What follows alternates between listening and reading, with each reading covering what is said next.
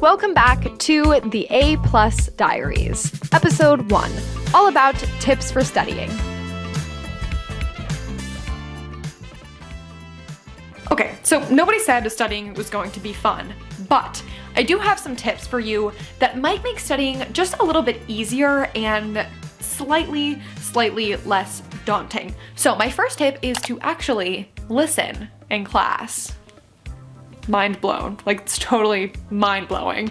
But this is actually really important because if you are actively staying engaged in class, then when it comes time to study, you find that you actually understand the material and don't have to do that much studying because you already know it. Now, I know that there are a lot of classes that may be a little bit hard to stay engaged and actually like pay attention in, so find what works for you. I know for a lot of people, taking some notes about important points that the teacher is saying will help you keep engaged. I personally have kind of started to take less notes, and I tend to just sit and listen to my teacher, like make eye contact with my teacher, look at the PowerPoint, and I tend to absorb information a little bit better that way. But the one thing that I would tell you is to try and avoid writing everything on the PowerPoint like word for word, because that is kind of a waste of your time. Most of my teachers post their PowerPoints online, and if they don't, you can probably just ask them to post it, and I don't think that would be like a big deal for them. Like, it's not too much of a task to do. All right, so next up is understanding your learning type, how you learn. So I did a little bit of research on this. There's actually 4 different types of learning. There's auditory, there's visual, there's reading, writing, and there's kinesthetic. So I actually took a quiz that I will link down below that like told me what kind of learner I was, and I think it was like 50% auditory and like 50% visual or something like that. Sometimes you have to relearn things for studying, and figuring out how you best learn will help you study. So auditory is more like actually listening, maybe like watching videos or like having someone tell you the information, like you learn the best during lectures. Visual is like charts, diagrams, all things like that. Reading and writing is actually like having a textbook and going through it and then writing out what you learned. And then kinesthetic is like hands-on, so you actually like have to do the thing that you're learning. Review your notes every day. So this is actually a New Year's resolution of mine that I'm really trying to work on, but essentially all you have to do as soon as you get home, just set like a 15-minute timer and read through all of the notes you took in that day, or read through the PowerPoint that your teacher put up that you reviewed that day. This is helpful because you will find out early on what you are struggling with, so you can get help earlier in understanding it, versus it's the day before your test and you realize you don't understand a topic and you have to like teach it to yourself in like an hour. Like, that's super stressful and it's not gonna help you at all. So next up is finding your focus. Basically figuring out the type of environment that you work best in. So for me, it has to be absolutely dead silent when I'm studying, because if there's even a little bit of noise, I get entirely distracted. But some people I know like to study listening to some sort of like chill music, stuff like that. I also did a little bit of research and found that like having a specific scent, like a study candle, can really help you stay focused. So when I was studying for my SAT last year, I had this one specific candle scent that I would light every time it was time to study.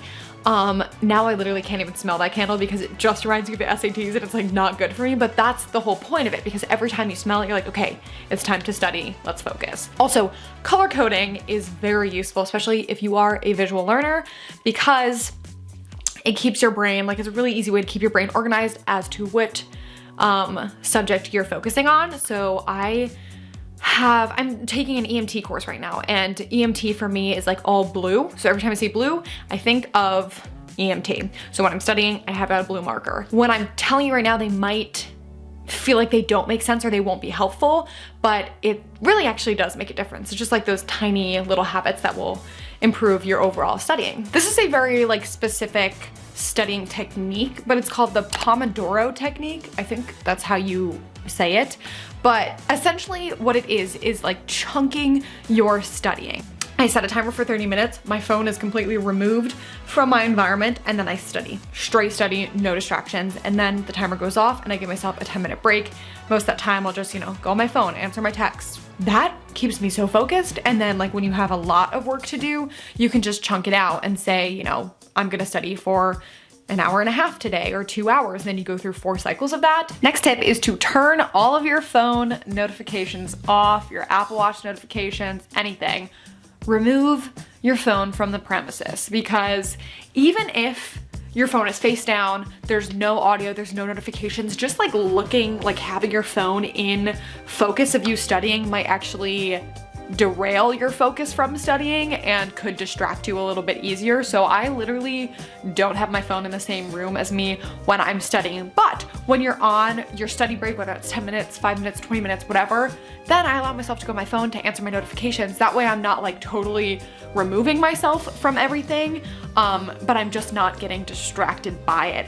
All right, so my next tip is to figure out how you best study. Maybe you study best with repetition and practice questions. So you just keep doing more and more practice questions, and then the concepts seem to stick in your head. Now I do a little bit of that, but that's not my sole way of studying. The next one is active recall, and this is really helpful for me because of just the way that I learn. Essentially, what active recall is take like a chunk of your notes or a few pages of your PowerPoint, read through it, put it away, write out everything you remember from reading, and then check through it and do it again. Another way that can help you is flashcards.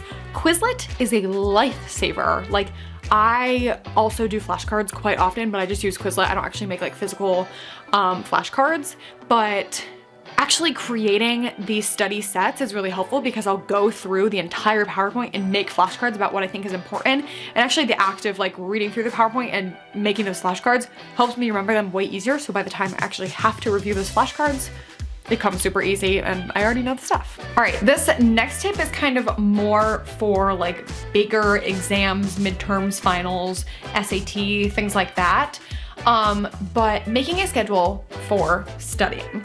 I had this big anatomy and physiology exam, and essentially what I did is I wrote out a schedule. I knew all of the topics that I needed to study and assigned a day for each topic. So I would do like Monday, I would review the nervous system, and Tuesday I review muscular system and nervous system. Brain actually works best when you learn a new topic and then gradually revisit it over periods of time. Starting way ahead of time for an exam, you will thank yourself if you do that, because then if you start studying a month before an exam, then you only have to study for like an hour a day or half an hour a day, versus if you wait a week before the exam, maybe you have to study 3.5 hours a day. Those are all the studying tips that I've got for you right now. Now, these are all studying tips that I like use all the time and like have gradually learned over the years of having to study for big tests and exams. So I hope they're helpful, and I hope you like episode 1 of the A+ Diaries.